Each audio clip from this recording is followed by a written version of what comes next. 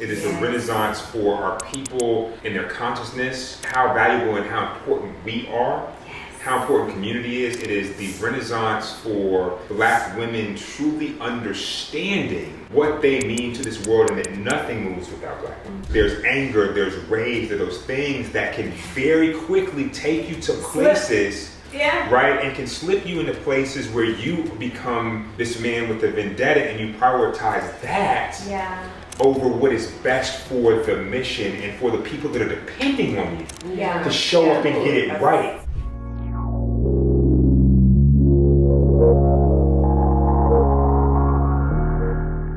Hey, Sean. Hey, what's going on? Thank you so much for joining us on the podcast. We're so excited to have you.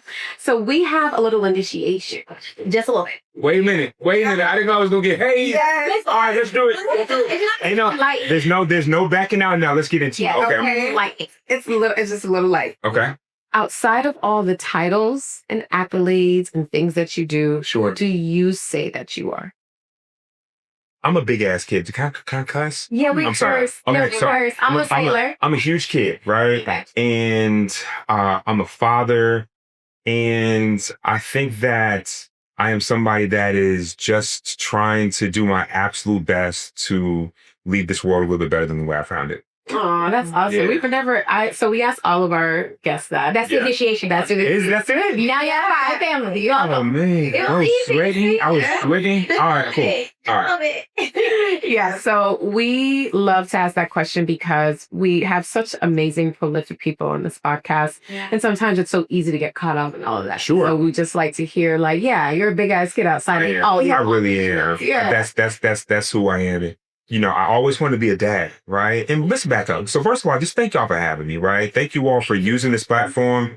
Absolutely, it's my honor. Thank you for using this platform to help us elevate this message. I know we're going to talk about a lot, but I just want to express gratitude, right? For you all doing this. I think that it's critically important that women, particularly Black women from our community, are able to have spaces where they can share authentic experiences directly with their community. So to the extent that I can be supportive and lend my voice to that, I'm honored to be here. So thank you all. Yeah, thank you for having us. It's incredibly important because in my experience, so many times and for so many generations, we were taught to shut up.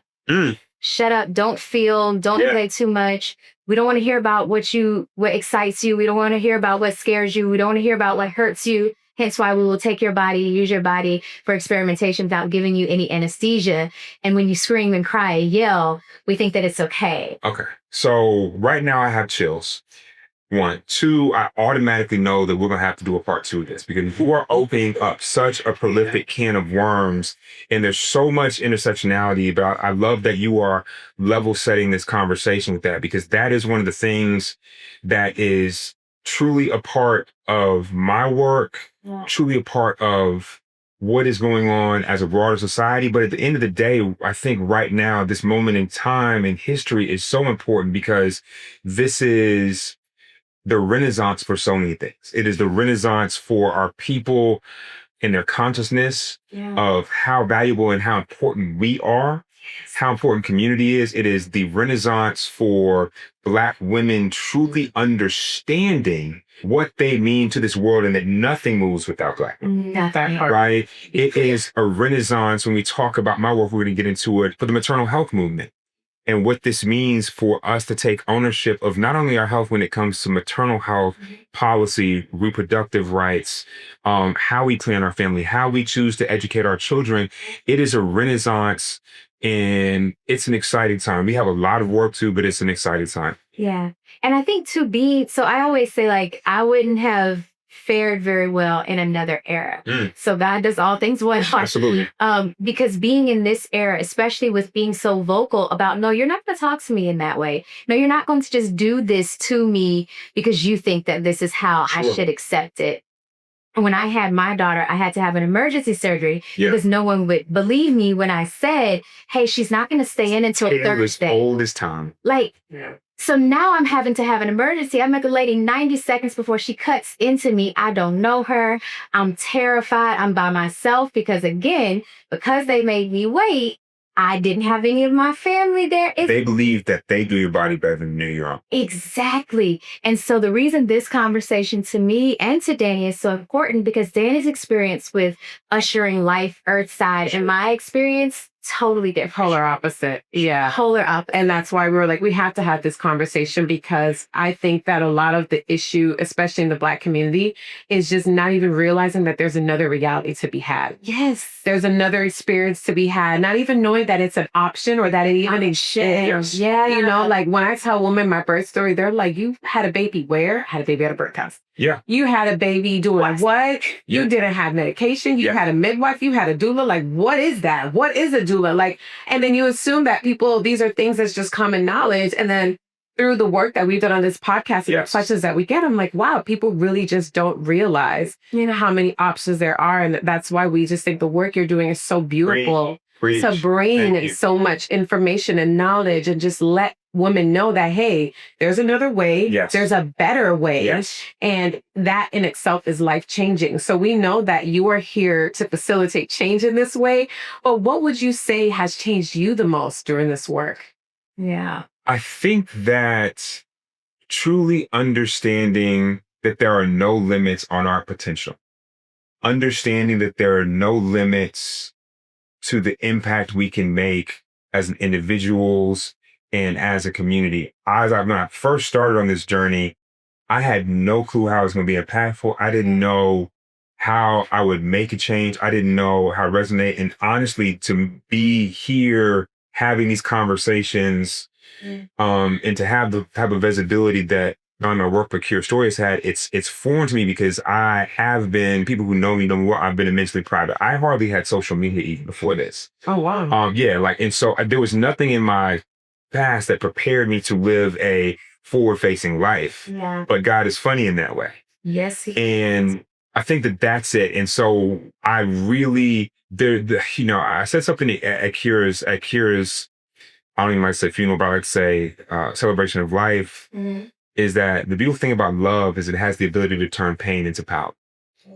And sometimes all of us in our lifetime, in this gift of life that we are given, we're very fortunate if we find our purpose. Yeah. Right? With that being said, if you're lucky, if you're fortunate, your purpose aligns with your dream for your life. Yeah. Right? Whether it's where you saw your life, where you wanted to be, if you were a doctor, your career, actress, lawyer, nurse, those things align, if you're fortunate. And then sometimes your purpose is born out of your nightmare. Yeah, and that's what happened. Didn't align at all. No, my purpose came out of my nightmare. And so our dream was stolen from us. And so, but I'm clear that it is my purpose to make sure that I do everything I can to make sure that other families get to live their dream, and that their dreams are actualized. And it's a tough place. Sometimes that place is dark, but I'm so clear that this is what I'm supposed to do. So that's what I was going to ask you. So as a man, yes, we're talking Black maternal health. Sure. No matter what people, identify as biologically only, females, women can have babies, right? Mm-hmm.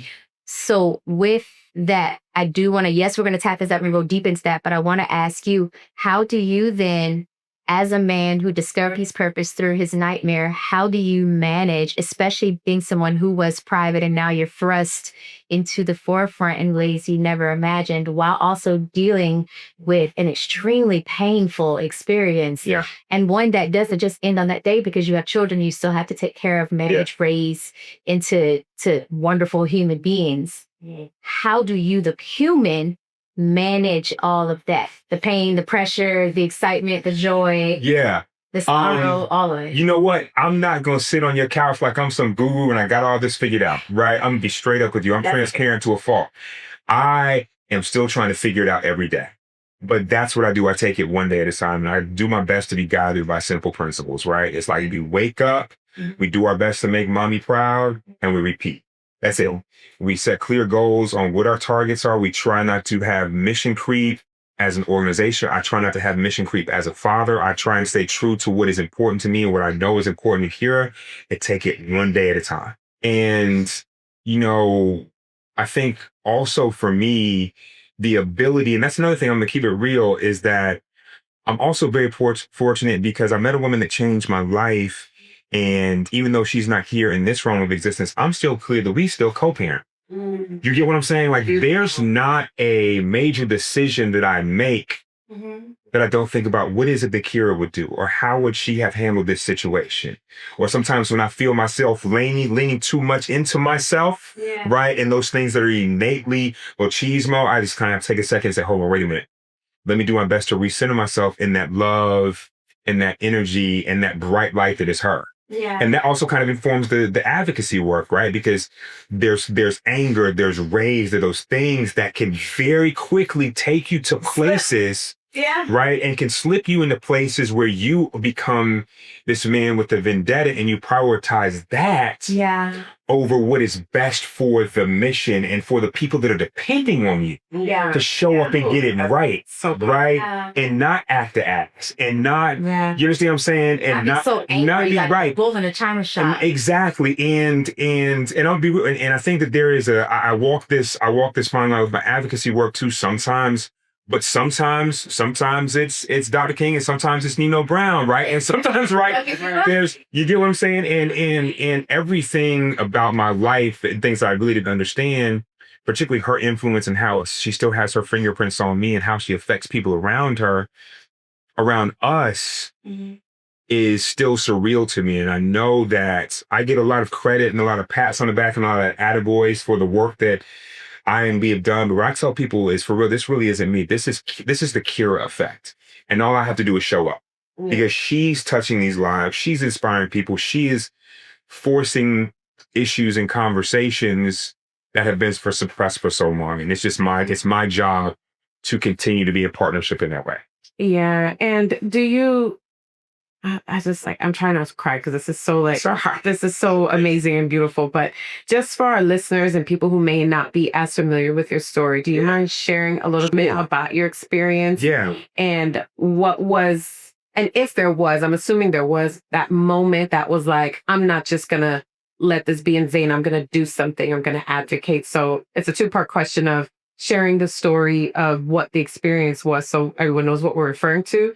And then also the moment, because sometimes I think when people are grieving, when people are in pain, they just get so lost. So in the fact that you were able to find yourself and propel forward is not the norm, is not like the baseline for most people. So I just know that that's an inspiring take for so many people, especially some, coming off of COVID and so many years of just really strange, dark time.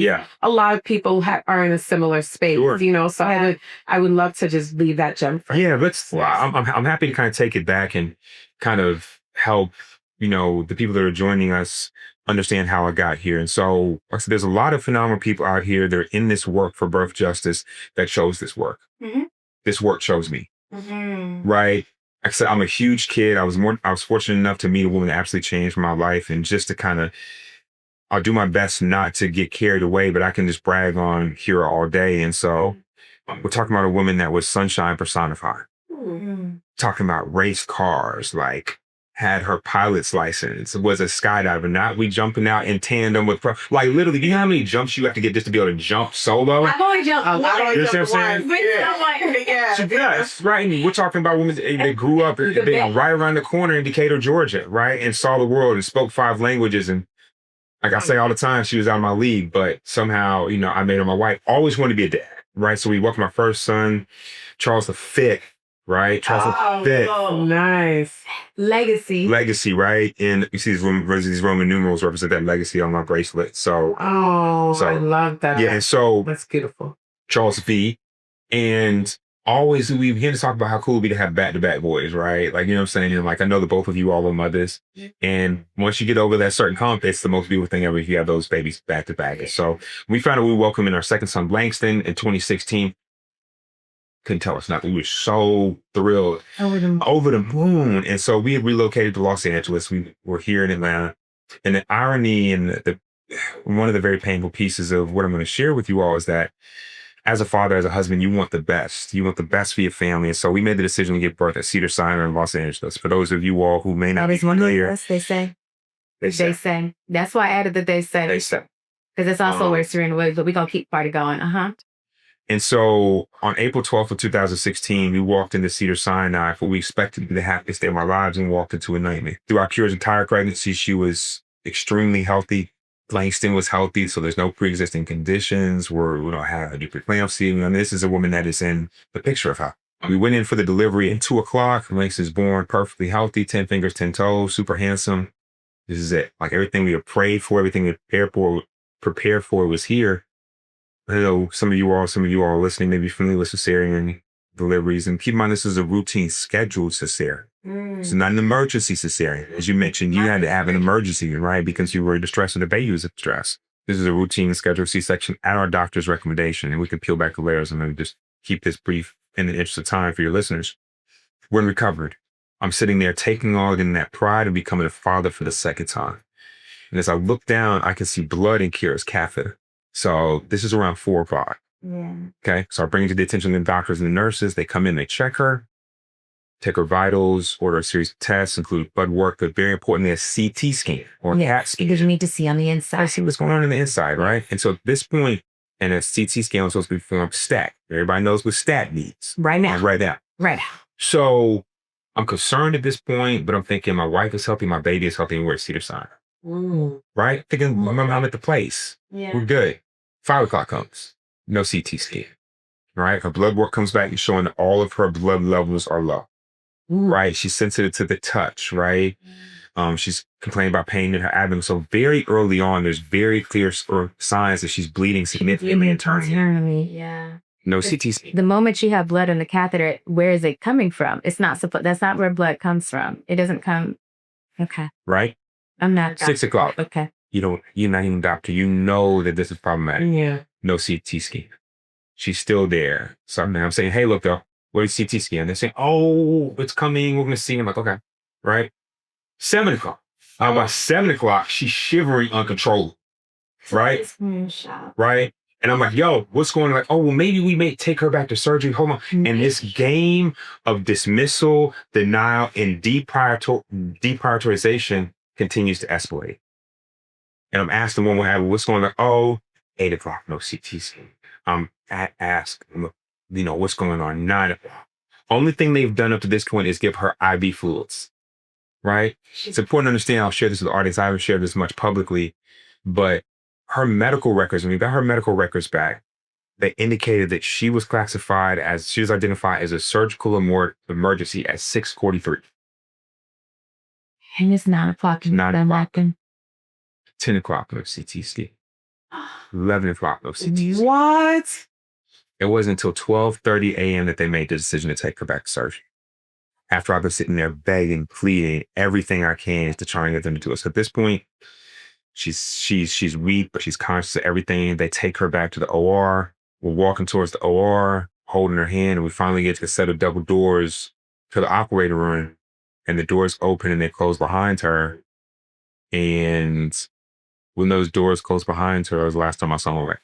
When they took her back into the operating room, when they opened her up, there were 3 liters of blood in her abdomen from where she had been allowed to bleed and suffer needlessly for more than 10 hours while myself, my family begged and pleaded for them to just do something. Right, y'all, we know we're all survivors. I'm a survivor, you're a survivor, our grandmothers are survivors, our mama's a survivor. But what does your life look like when you move from surviving to thriving? Exactly, because here's the thing.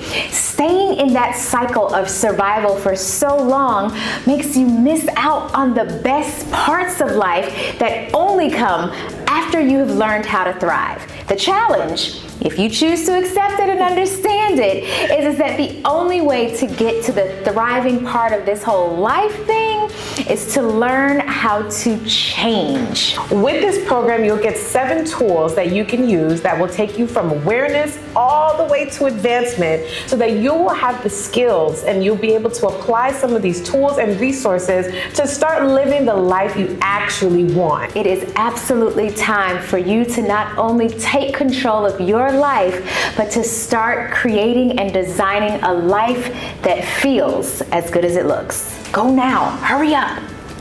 Go, go, go. And what were the reasons, the excuses? Like what, like, no. It's been 8 years. You know, like. And I still have not been able to get a substantive answer about why. Yeah. And so what I tell people unapologetically is that when I walked in that hospital that day, I thought that my wife wouldn't walk out alive. Never crossed my mind. Right. That's not It even didn't cross my mind. Yeah, Right. it's not even an option. Right. And keep in mind, I went to every prenatal. I never missed a prenatal appointment for either one of my boys. Yeah. Right. I thought I read every book. I toured the hospitals. Right. I went to all the Lamaze classes, and nowhere did anybody talk to me about the possibility that we could face something this catastrophic. Yeah. And so as the days went on and I'm trying to put the pieces back together, now I am trying to navigate my new reality. I mean, she was the sun that all of us orbited around, right? Yeah. And now that light has been shut off. Yeah. So I'm trying to figure this out. I'm trying to figure out how I'm going to be a father to these boys and navigate my new reality. But as I'm trying to put one foot in front of the other, I begin to hear these stories, right, of other families that had horrific birthing experiences and traumatic birthing experiences. Other families that had experience of obstetric violence, and other stories of other women that had made that ultimate sacrifice just trying to give the gift of life. Yeah. And so at first I'm thinking like, this is just everybody's way of just trying to connect with me, right? It's like they're trying to support me in my group and they're like, well, This is how they're trying. But the more I'm hearing these stories, I'm like, yo, something ain't right. Yeah. And Something ain't right. Rage in there. Yeah, something's not right. Yeah. Why? What? Like, this is too much. Yeah. And keep in mind, there's no, I don't have women on schedule. I was like, but we're not ordering a pizza. I'm delivering a child. Come on now. I'm telling you. oh, don't get me started on that. That's not uncommon. I can tell you stories about births, women being induced, their labor being pushed up 2-3 weeks because the doctor had a wedding name off. For vacation. Yeah. And I'm not saying that folks should vacation and everything else, but Right. Right. The closest you come to death is a woman bringing life. Sure. Life. That's the closest women willingly come to death. Sure. And so, and that's why I began, keep in mind, this is 2016. There's not a lot of conversations in the broader consciousness about what was going on. That's why I began to do research for myself. And I came to understand what you all know, and I'm sure some of your listeners understand, that we're in the midst of a crisis right here in the United States. And I'd love to set that for people who may not be aware. Right here in the United States, we are the most dangerous country in the industrialized world to get birthed. Yes, especially have melody. Let's get into that. More women die in the United States than any place else in the industrialized world. But it's also one of the things that we don't talk about is we are simultaneously the most dangerous and the most expensive country in the world to give birth. Make it make sense. Yep. And what's scarier than that is that, as you mentioned, when we peel back the layers and look at the disparities when it comes to race, Black women are dying 4 to 5 times as often as they're Caucasian, right? Now, and I want to get into, I know we're going to dispel some of this myth on my whole, this comment that I was about to go, but I want people to understand there's also, now let's get into it. People would lead you to believe as a Black woman that there is something innately wrong with you. That you are at risk because you are Black. But let me be crystal clear. Crystal clear is that race is a social construct. It's not a biological condition. Exactly. Right? Exactly. And so we have to understand that it is not our race that's the risk factor for Black women. It's racism. That part. And this is not a sermon. Let me just break it down to the data, because if I can't apply it to your rationale, it's like the data, right? Right? Oh, yeah. Let's bring the science. Dr. Wendy Post, who I actually just spoke with, is a PhD at Georgetown. She's done research. People would lead you to believe that the majority of these women that we're losing them because they don't have access to care. They are having at risk. They don't have proper nutrition. They're poor. They don't have all these things, right? Hypertension, all these things. But the reality of the situation is Dr. Post's research has uncovered that the average household income for Black women being impacted by maternal morbidity and mortality is $143,000 a year. Right? Not only that, right? Let's bring it back to race. Let's bring it back to race. And mind you, that number is 3 times the average for all of America of what most Americans make. That's 3 times higher. Right. So watch this. Furthermore, there's also research that shows us that Black women with graduate and postgraduate degrees are dying at rates higher than white women living below the poverty line. Yeah. Right? Yeah. So let me be clear. this is a crisis that affects every family in the United States. And there are families who, from all walks of life, I actually was just texting with a Caucasian brother who saw me at Starbucks who lost his wife. But we cannot have a substantive conversation about the maternal mortality crisis in the United States without head-on addressing the manner which is disproportionately affecting Black women, period, full stop. I'm about to get going and y'all give me a sign, but let me say this too. We also got to understand, because you said something, you touched earlier on the historical context and how this country has propped up Blackness when it is convenient and exploited it when it is convenient as well. We also have to understand the history of exploitation for Black women in the United States. And for those of y'all who we're going to do a little bit of history. No, it's not Black History Month, but then we dropped this episode then. Barry said, I want people to research a gentleman by the name of J. Marion Sims. Are y'all familiar with J. Marion Sims? Let me you would. So for those of y'all who may not be familiar, J. Marion Sims is the godfather of modern gynecology. He is, at one point, he had 5 statues in the United States, including Central Park. He is widely regarded, published in textbooks. Still to this day, throughout medical schools, his teachings are taught. He has patents on over a dozen obstetrical tools, some of which, including the Sims speculum, are still used in OBGYN exams today, right? The dark underbelly of his legacy is that he perfected these techniques by experimenting on enslaved Black women without medication, without anesthesia, and of course without their consent. Sometimes, oftentimes performing up to 8 surgeries a day. This is the foundation upon which American gynecology was built. Yeah, and so it's why they don't recognize our pain. The organs were not supposed to feel pain. After my surgery, those ladies delayed my medication for 4 hours while I'm boo crying. My belly has just been open. And so finally, I had to become a bitch and I started yelling and throwing things. Give me my fucking meds, or else I'm gonna light this whole bitch on fire. And so that's the thing, right? Then we have to give voice to that point of the lived experiences of Black people, because as a Black woman, you don't have the same latitude or autonomy that a white woman would to express her concerns, just like your support system. Because the moment you raise your voice, do those things, you become an anti-Black enemy. Yeah, you're aggressive, right? You're a danger. The cops might be called. I mean, you're now at a different kind of risk. Same. I'll share something else. Exactly. And so there's this. I'll tell you another example. There's a nurse who shared with me a story about how she was working on a labor and delivery floor. And she talked about how the white nurse, they were doing a shift change, and she was explaining to her that she had to put a psych alert, basically admit this Black woman, recommend that she be admitted to the psych ward. And she asked her, well, what's wrong? She says, well, she just keeps banging her head. She keeps banging her head.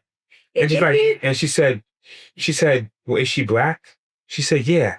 She said, when we have our hair in certain styles, that's how we itch it. She said, oh. Yeah, you can't scratch. You can't get there. But look at the level of just complete ignorance and just out of touch, out of everything. And there are some cultural things that it doesn't matter how many books you read, you're just not going to understand. You're just not going to get. But that example just speaks to just how often we're put into the hands of people who don't even care to know about us. Right. It's not even like you don't know the nuances and you don't know the big things. You don't know the general information. You know the stereotypes. Yeah. But for whatever reason, there's just no desire to learn. And you're in these positions where you have to deal with you're in America. Yeah. If you're in a major city, if you're in LA, you're going to deal with all types of people. You should be knowing how to deal and what's going on. And the fact that there's a doctrine that says that Black women don't feel pain at a certain level. In my mind, I'm like, well, if you believe Black women don't feel pain and there's a Black woman that's clearly in pain, you should really believe it because you think that she doesn't feel pain.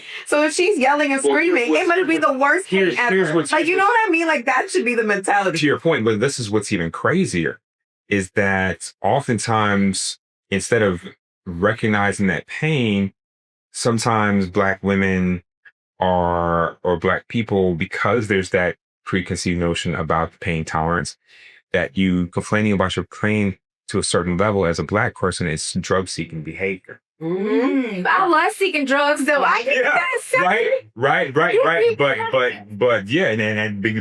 drug-seeking behavior. No, yeah, there's a stereotype that we're you beat it right. That you got a legitimate. It's crazy. So yeah. But now listen, because I know, so we absolutely have to have a part 2, like y'all. Yeah, because I wasn't ready. I was. That's okay. So, because I want to make sure we honor your time. If you can, before we head out. Sure. Because we're going to have a part 2, y'all. You've already agreed to it, okay? So before we head out, so that we can leave them with a good gem, what are 3 things that Black women should know or questions we should ask once the decision is made to become a mother or a parent? Yeah, we're really big on the tools. Like, what can we do? Well, I agree. And I appreciate that, because it's not just enough to talk about the trauma. We have to give people substantive tools, right? And so first and foremost, understand all of the options available to you. Yes. Right? And as you mentioned, right, we talked a lot about doulas, we talked about midwives, we talked about a birthing center. And what I want women from all walks of life to understand is that there are options out there. Understand what a doula is. Understand what a midwife is. Understand what an OBGYN is. Understand the difference between a midwife-assisted birth, a birth-centered experience, and a hospitalized birth. Now, or a home birth, right? Yeah. And for me, this is my perspective, because there is a lot of tribalism in birth. There are people who are strictly all about home births, that hospitals are evil and they're dangerous places and we should stay away from them, right? There are people who are all about the science and modern day support and painkiller availability of hospitals. And they think that midwifery and doulas is witchcraft. Here's my thing. Everybody should have the right to the birthing experience of their choice. Absolutely. And so it's important for us to inform ourselves and make these educated decisions with our family, right? Give me the information. Yeah, the information first. Making this choice with ignorance and having any. Exactly. So even if you're someone that only listened to your friends that told you about midwifery or doula care, no, you need to understand all of it. You need to understand how this compares to this other experience. Yeah. And then also I need people to understand that there's such thing as what we call an integrated care model. Yeah. Right. Which is the one I would prefer. Yeah. And so you can show up to the hospital with your doula and or your midwife. And there are practices that are becoming more and more common. And this is something I'm a huge advocate of, is OBGYNs that are integrating their practice with doulas and understanding how to work in concert with them. Yeah. And so that's what I would do. I would say, understand the options available to you. Yeah. Ask questions and identify the right provider for you, right?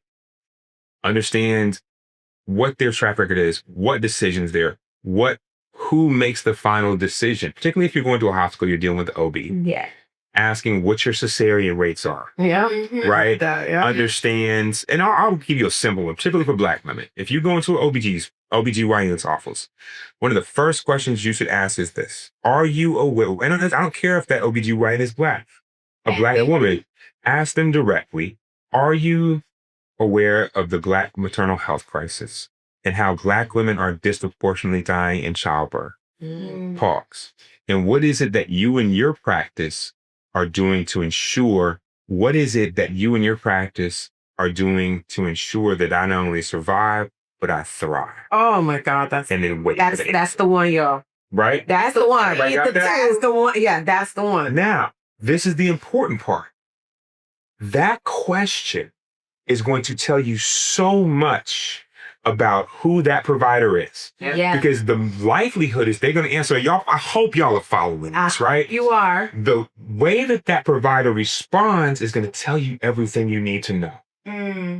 Because hopefully what we hope for them is saying, yes, we are painfully aware of what's going on. Yeah. And this is what we are doing to support our Black women patients.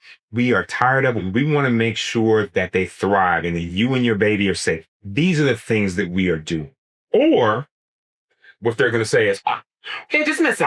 I treat all my patients the same. If they get dismissed, right. You know, they're quick and easy to do that. Let me keep it funky, y'all. If this conversation offends you, then this conversation is for you. Right. right? You offended, And you can find something else. And then we go out there, we make our way. So there are people, for most of us that live in urban centers, there are community advocates, there are organizations, there are birthing options available. We understand there are certain people that may have geographic constraints and this and third, but there are even more things that we're working on. Telemedicine, doulas that will dial in, support virtually, understanding tools and resources that can help you have the birthing, no, let me be clear, the safe, dignified, respectful birthing experience that you deserve. And that's my hope, and that's the goal. And that is actually the norm. Like, that should be the norm. You know what I mean? Like, it's not strange to have a great birthing experience. It's not magical. It's not something that, magical in a way that it is magical, but exactly that. It's not this thing that only some few women have to experience. It's something that most of us should be experiencing. It shouldn't be referred to as a unicorn birth. Yeah. Right. Because I think she had 2 unicorn births. I'm like, I would have been willing to have more children if I had a birth like hers. But we have to understand that's oh my gosh, part 2, y'all.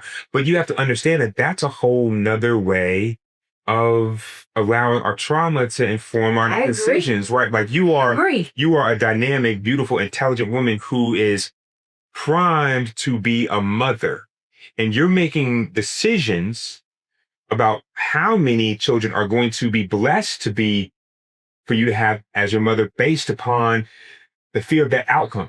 And that's not your fault, but that's not okay. Right. Because you're not the only one. And that is important for me. And a great mother at that. And a great mother. You know, so right? It's like so. And that's not fair. And so we have to, and so for me, it is making space where every family can feel confident and comfortable that they can have the safe, dignified birthing experience they deserve. So they can plan their family based on what their heart is driving them to, not with the fear of those repercussions and that trauma, right? Yeah. And what I also want to say to you is it's so important for both of you to share your story. It's equally as important for you to share your trauma, because there's somebody else that was sitting, that thinks that they're having that experience in a silo. And so when you give voice to that empowers them to say, oh my gosh, I'm not alone. And this is not okay, and be able to empower and inspire somebody else. And then simultaneously, the success and the beauty of your birth story is so important. And it's so important to elevate it because you're showing people what's possible. Yeah. You're showing people what's possible, right? And so that's another thing for me. It's all about reclaiming Black birthing joy. Yeah. Reclaiming Black birthing joy. Yeah. You understand what I'm saying? Because that's what we deserve, and there's power in that. So that's where we're going. Oh, y'all, part 2 is going to be phenomenal. Yeah, we have to, because I just need a deeper dive. And I just want to admonish you to share this with a mom, someone who wants to be a mom, someone who might be pregnant and doesn't feel good. And something in her gut is saying something and she doesn't know what to do with it. Please share this episode so that they can get some information. And you can change your doctor at any time. Please don't let any doctor or anyone convince you that you cannot go find something else, that you are not stuck. Like, it is sometimes a matter of life and death. So please advocate for yourself, and please share this episode with somebody that you know could benefit, because this is like, I've never even heard this conversation like this. So thank you so much, Charles. I can't even believe that you are so brave and so selfless and so vulnerable to share this with people, because this is what the world needs. So it's truly my honor. And like I said, I'm grateful in this, but it really has been wonderful to have this conversation with you.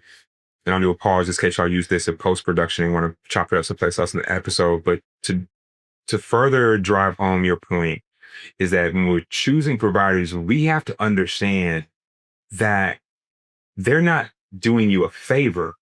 You are a client and a customer, and you should be treated and prioritized as such. And if you don't feel that you're being treated with kindness and the utmost care and customer service, then you have to move on. And you have to make other choices, right? Yeah. They are going to feed their family based on you choosing to give birth with them. Yeah. So understand that there's power in that. And so, you know, for those of you all who want more information, you can find us at 4cure4moms.com, the number 4 KIRA, the number 4 MOMS. We have a lot of programs, a lot of resources, a lot of tools. And understand that there are people fighting very hard every single day to make sure that you and your family have the safe, dignified birthing experience that you deserve. We're going to make sure that you're connected with those people. Absolutely. Stay connected with me everywhere at Alicia Reese. That's ALECHIA. Y'all know my parents got hella excited with the spelling. Last name Reese, RESE. You can stay connected with me at the Danny Bordeaux. Bordeaux is BOURDEAU. Please stay connected with us at TriggeredAFPC on Instagram. You can go to TriggeredAFpodcast.com. And you can also go to TriggeredAFevents.com to see when we're bringing this podcast so it's sitting near you. Thank you again, Charles. Thank you, ladies. You guys share this episode with any woman, everyone, every man. This is the conversation that we need to be having. See you next time. Bye. Bye.